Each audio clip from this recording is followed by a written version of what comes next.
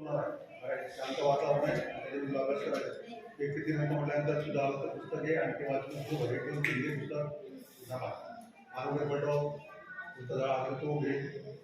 कोणता धडा आहे? हां, गच्चगंधारी. विषय कोणता?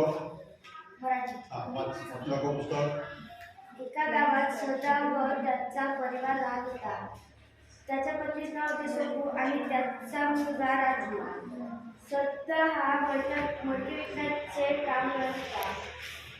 एके दिवशी मडके विकायला तो दुसऱ्या गावच्या आठवडी बाजारात गेला आणि काही वस्तू शिल्लक उरलेल्या ओळखीच्या व्यक्तीकडे दिला आणि दुसऱ्या दिवशी पुन्हा निघाला. तेव्हा त्याचा मुलगा राजू म्हणाला, बाबा मला सुद्धा यायचे आहे तुमच्याबरोबर मडकी विकायला.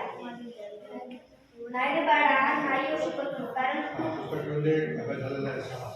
शांत झोपकाड निवांत शांत झोपकाड. हे बघा, अभ्यासासाठी काय करायला पाहिजे? पुस्तक पाहिजे. आता या मुलीवर पुस्तक होतं काय तरी सुद्धा ती अभ्यास करत आहे बघा ना.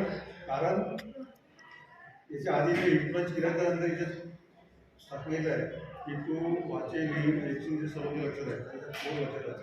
जसं जसं पुस्तक तसं तुम्ही पेपर द्यायला गेल्याच्यानंतर तुम्हाला नाही का पेपर हातात मिळाला, प्रश्न पाल एका पटापट मला उत्तर आठवतं.